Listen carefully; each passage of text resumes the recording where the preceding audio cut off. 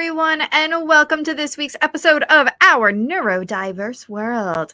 And we have a great guest with us today. Hello, how are you? I'm good. I can't even believe it that we got together because I just found your for your link in the spam, but we got it and we got it together, and so it's gonna be a good episode. Exactly. I forgot to ask you, how do I say your name? Michaell Magrutsche, and let me just give them a little. Let's just be neurodiverse as we can. So I was born in Vienna. I was a sick child. I went to school at 7. I found out I'm completely neurodiverse. I'm lost. I couldn't regurgitate anything. I repeated grades because in Europe they don't take you with them. You have to stay. So I was 12. I was 12 years and was with 10-year-olds in school, and then art was the only thing that actually saved me.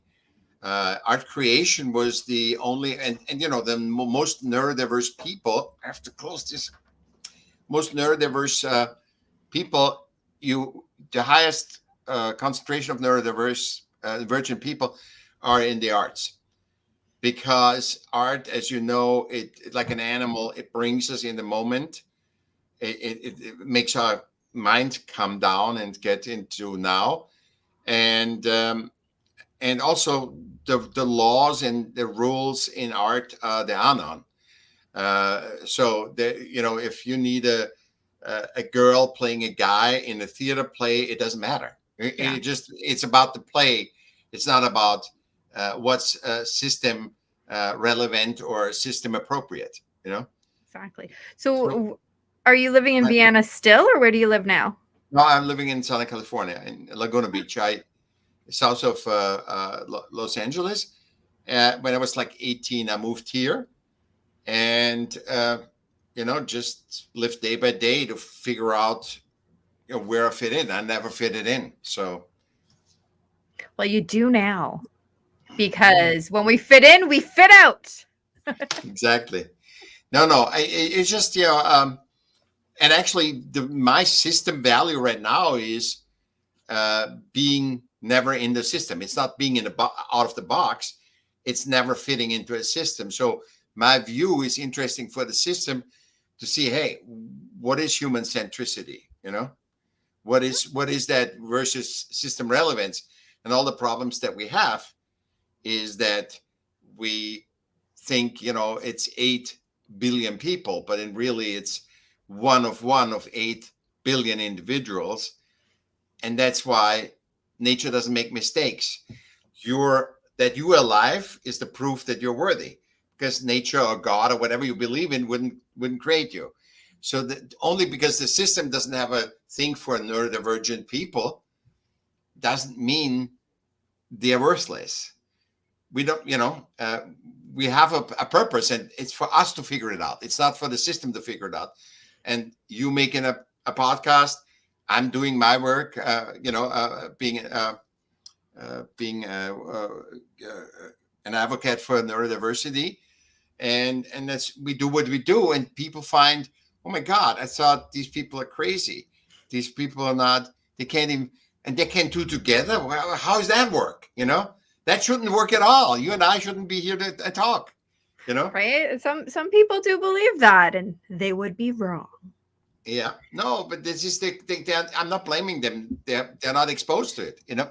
Oh, exactly. And that brings up a really interesting point. So I've had people, my cat just won't get comfortable. You can just go over there. I love him, but he can just go over there. He is the star of my next book, actually. Off topic here. He is the star of my next book. But anyways, it's an interesting idea that you say, because a lot of people, they have this idea, whatever the idea might be. And so in the case that we're talking, they have this idea that people that are neurodivergent are useless. They can't do anything. And it's not to say that I'm trying to word this in a way that people won't yell at me, but just don't yell at me anyways. It's not to say that their thought process at the start is wrong. It is that they don't know, because we only know what we are taught. And if they are taught by somebody else, then all that has to happen is they need to open their mind to be taught new information, which is what we're doing right now. Yeah. And as long as they go, that's true, these people are awesome, they're very creative, they can do wonderful things. You know what? I'm going to change my thought, because you change it. You don't even look. You have 6 senses. You don't change it. You just move into where it's original. By nature, we are one human family. We are not a systemic construct of we are the world. We are one human family, and the gender, for example, it's a systemic thing. Do you think in nature anybody cares, unless it is mating season, if a zebra is female or not? Nobody cares. Everybody plays with each other, and like, animals, your cats, they love to play. Life is play. Yeah. And it's just, I don't think you have to think, oh my God, I thought these black people were horrible. And then, no, they're part of your group. And all of a sudden you don't even see they're black, or you just don't see that they have that, because you interconnect with the nature of the thing. We are by nature one big family. Yeah. I can't remember what I was watching the one day, but it was, I don't remember, but it was about how, oh my goodness, I was wrong for so long. Can you forgive me? And the friend or whatever was like, well, there's nothing to forgive. You just didn't know before. Now you know. Now you're not, complaining or whatever it was about. It's a long time ago that I watched it. But I loved the fact that I had this thought that I thought I learned something, and I have changed my opinion, because there's just so many people out there that get stuck in their ways, and it's okay to learn new things and then change what you were thinking before, because you have new information. Like that's called growing. Yeah, exactly. We grow all the time, and see that the system light comes in. First of all, that you're a cog on the wheel, you can exchange. Nobody can exchange you, because you're one of one. And nature doesn't make mistakes. We have said that. And the second is, it should be sunny every day. It's not sunny for anybody. It's not for Kim Kardashian or Elon Musk or Jeff Bezos or all the superstars. It's not sunny every day, because it's not sunny. Why? Because we're growing. And when you grow, you bump into something. You have little 3 kittens, you put them in a little box, they're fine. But keep feeding them, and they're not going to be fine, in a week, because they grow and they need to and you bump against each other. And so mentally, as well as physically, you bump against stuff. You become more aware. And, I'm a creativity-awareness educator, because I'm basically educating awareness, because that's above. Awareness is human-centric, and it's above knowledge. Knowledge is just temporary. It's just like, okay, we need to learn how to do a fax, but now we don't use faxes anymore. Now it's irrelevant, that knowledge. So knowledge comes and goes. Wisdom stays. Like gravity. Exactly. Gravity is gravity. It's not going to change. It doesn't matter. 100 generation now, gravity is gravity. And when people don't know, they don't know. And we have to, it's not like, oh, they have to, no, they don't know. Like politics, I say, is the best thing. It's totally system-centric talk. It shouldn't be. And the people are unaware that they just keep talking about bullshit. I mean, you know what I mean? I mean, they don't talk about, they talk about systems, not about humans. They should be the interface politicians of humanity and systems, and how that systems take care of humans, not humans adapt to systems and be system relevant. And that's what we waking up right now to, the whole world, because you see all these old systems crumbling, and we're changing them to human relevant systems. What we initially made them, like a tribe, it has to help us be more efficient, make better choices. And in that, we raise our human potential. We become aware. Yes. So let's talk about our neurodiversities, or rather yours, because this episode's about you. So on your little screening questions, you mentioned dyslexia and dysgraphia, correct? Yep. Yeah. So I like to oh, it didn't do it the way I wanted to do it. Here we go. I like to add in the definitions for people that have never heard them before. So first, dyslexia. It's a learning disorder that involves difficulty reading due to problems identifying speech sounds and learning how they relate to letters and words. That's from the Mayo Clinic. And then dysgraphia, which is one that I don't think anyone on either of my shows have mentioned yet. So this is a good one. It is, again, a learning disability resulting in impaired handwriting, spelling, or both, marked by difficulty forming letters, staying within lines, writing legibly, or writing ideas. And that's from Psychology Today. Now, again, those are just the definitions, but really, let's talk about your experience Randy, with I them. love you. I love you, Randy. This is awesome because you actually showed what I'm all about, diversifying human centricity and system relevant. These two things no dyslexic or dysgraphic person has written. Because first of all, 20% of humans have dyslexia in one way or another. So every fifth person has dyslexia in one way or another. That means it could be a slight thing when you read something and you read it, differently. And you always have that with that one word. That's just very slight dyslexia.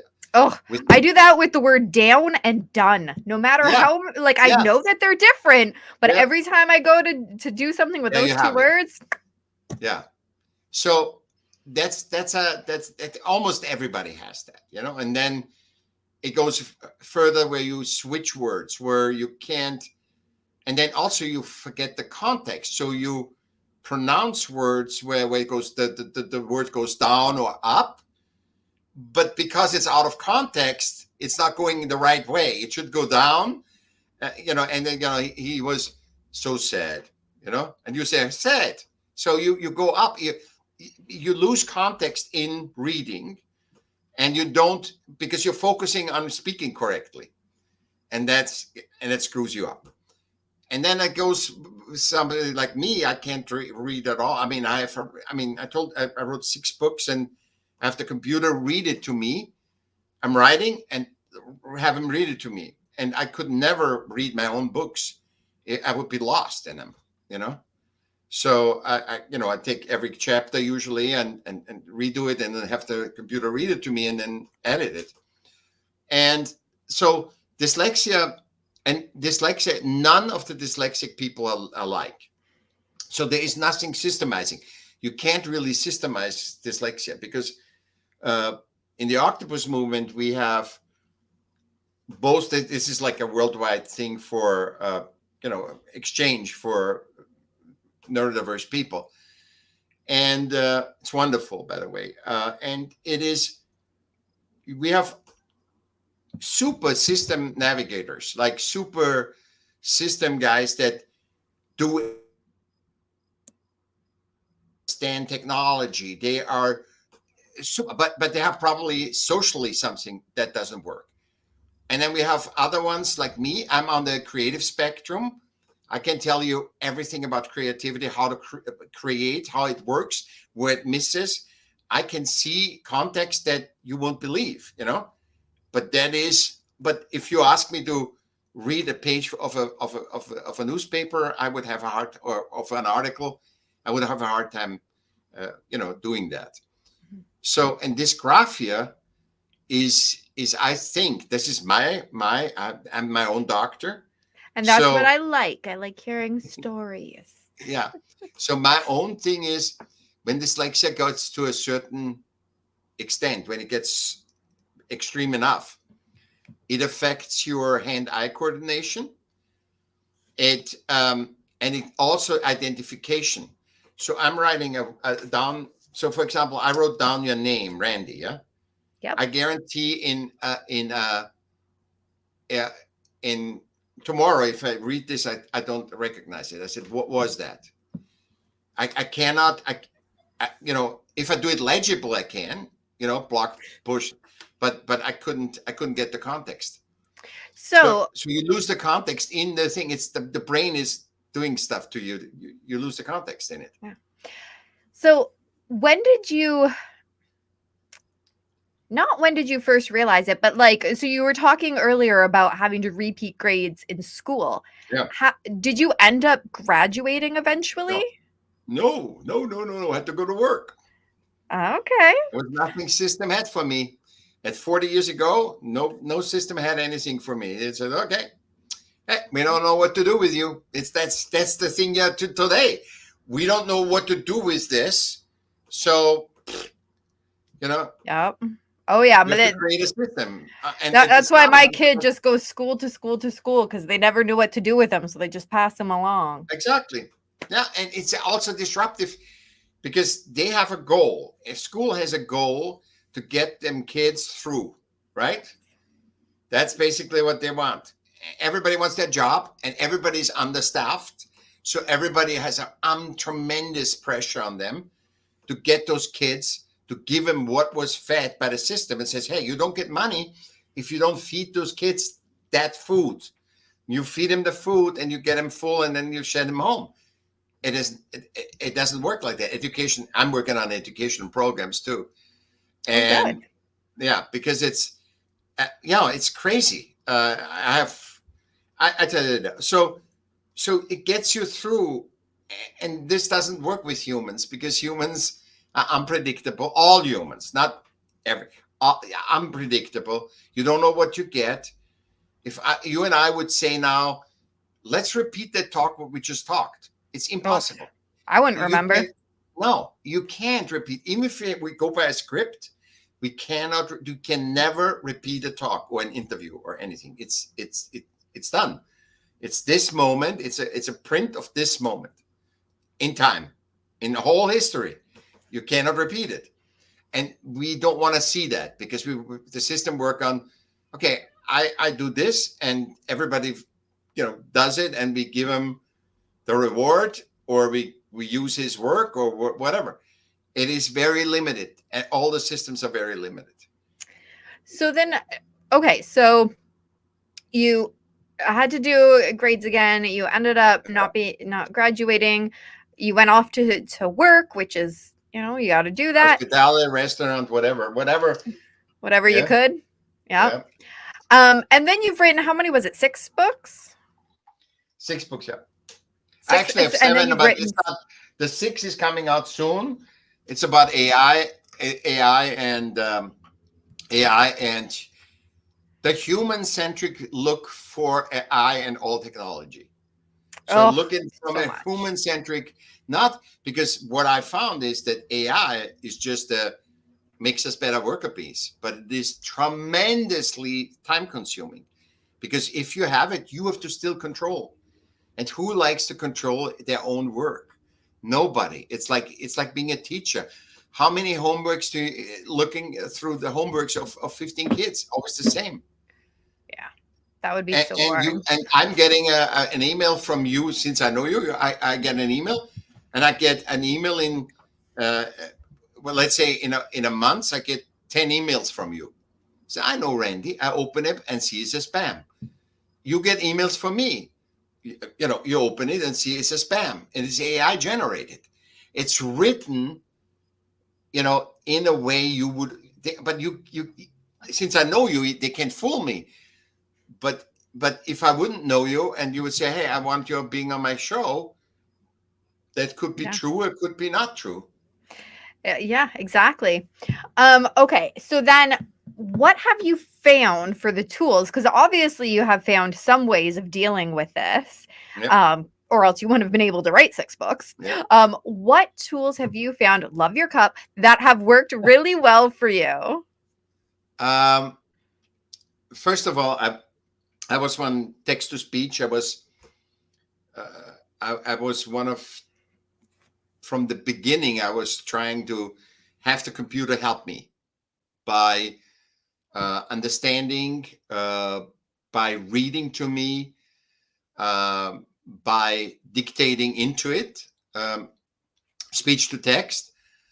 And it helped me. It was very hard because technology was so bad that I didn't have the ability to adapt too much. So now, what we have now these days, the technology is so far, it doesn't affect me. But before, if I don't pronunciate a word perfectly or say something correctly, it didn't get it, So I was wondering that. It was so frustrating. Oh my God. Is And I didn't there- learn anything from that. Is there a specific text-to-speech program that you like to use, or? Now every iPhone and everybody does everything, but I'm not dictating. It's funny because this is what I learned from the speech to text. I learned I was taught in school, and that's the only thing that actually helped me to use the keyboard. And when this tool didn't work, speech to text, I learned really well typing. And when neurodiverse people learn something, nobody is better, And I'm now not using to dictate any to dictate. I have to listen, to read it, but I can type very fast and pretty accurate, and with the autocorrect, which is a problem here and then, but it works pretty good. It works. And I can't hardly use my phone. I'm on a big PC with a big keyboard. I cannot, texting and stuff, and I can even, then it doesn't understand my text. For us, technology can be very hard. Yes, yeah. On my spectrum is really, I have a hard time. Yeah. Okay. And so when did you write your first book? I'm piecing together a timeline in my head. I needed to look 2015, I think, 2014, 15. Which is quite a while ago, especially I'm remembering back then. Yeah, the speech to text wasn't as good. I remember, you talk into it. I'm like, hey, you didn't understand anything. Yeah. Yeah. Okay. And I typed that in and I made notes. I made a lot of notes on the computer, little notes. So about creativity, while I was teaching a class, I got a grant to teach an art class, to do an alternative art education. And I had so many notes because I'm so human-centric that I get so, if I get something with you, Randy, I make myself a note and say, oh, this. And then I say, when I talk to another neurodiverse person, this happens. So I observe a lot, and so I made tons of notes. I had a document of notes, and it was and this was my first book. And then the second book was also notes. And so I'm a guy that makes a lot of notes. My books are basically notes, awarenesses that I ski, and then I put them into a context. Okay, very cool. And as we're coming close to the end of the show, what are these books? I know half an hour flies by so fast. It's crazy. So what are these books? The first book is the first book was actually, what was the first book? Oh, I was Arts Commissioner of Newport Beach, and I saw before already as an artist that people don't hang right and place art right. Everybody does it too high, and basically there's one rule: you need to be walking into the statue or you need to have the feeling that you can walk into the painting. Then you connect with it, and basically that's the big secret. So you save yourself some money. So no, that's a big thing. You always have to look at and you cannot be too. So when you have a couple that one is tall and the other one is small, do it with the smaller, because even the tall one will connect to because it's not intimidating. And a lot of people are intimidated by art. When they look up, you can actually try it. So take a friend of yours to hold a painting and then go up, and you will feel that point when the connection is gone. You look at the painting completely different, and then bring it down and you feel, I can walk into the painting, and I'll push it up again. And lower is okay.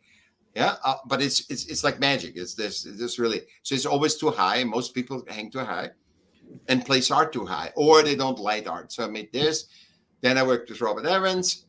There I read a lot of scripts. So I wrote my own script, and then and that was actually in pre-production, but then Robert passed away.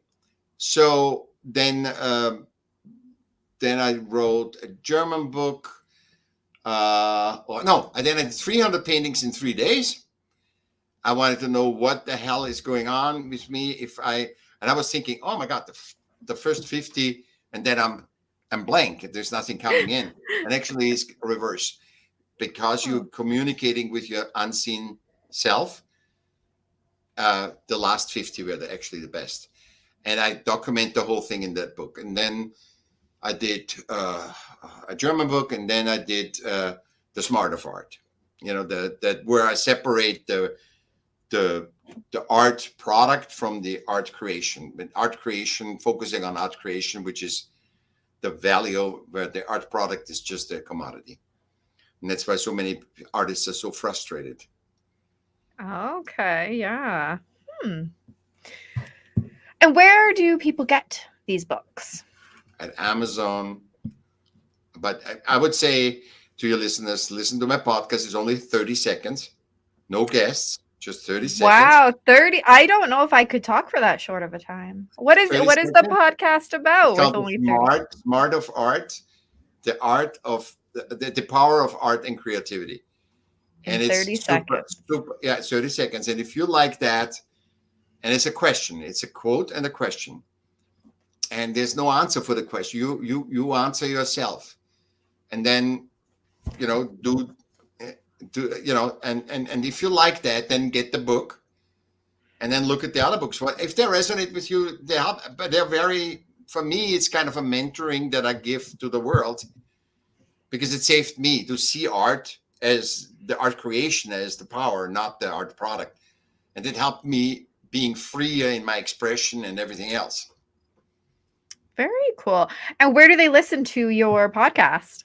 All platforms, wherever you listen to. It's everywhere. Wonderful. And what's it called again? It's The Smart of Art, the power of art and creativity.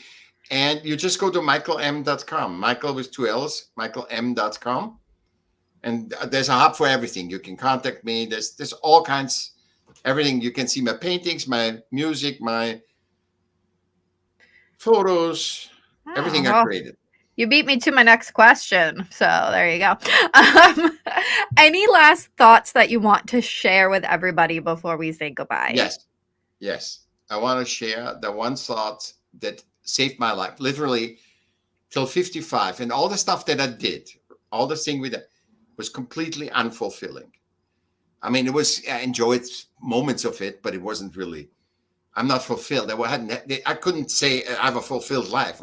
But you worked with this and you were arts commissioner. Nah. What I got is, when I wrote this last book and I separated the art product from the art creation, I realized we are living in a system, in a metaverse, but we are a collaborative creator animal of nature. We are part of nature. That's why we can't save nature. We can only be in harmony with nature, but we can't save nature because we are part of it. And when you get that you're not going to worry about, can I pay my rent tomorrow? Can I do this? What is if I get a bad grade? You just human-centrically understand how you live life. And that is so fulfilling. And everybody has bad days, but you just observe those days and let go through them, and the light is lighter and the dark is less dark. I like that. I do. So thank you so much for coming on the show, for sharing. Everybody, be sure to go and check out the website, check out the art and the music and the books and the podcast. And I mean, especially the podcast, 30 seconds. That's easy. And of course, if you have not already hit that like and subscribe button, I don't know why you haven't, but if you haven't, just go ahead, hit that like and subscribe button, share it out with everybody that you know, and tune in tomorrow morning, 9:30 for the next episode of Write or Die Show. All right. Bye, everybody. Thanks. Anytime. Thank you.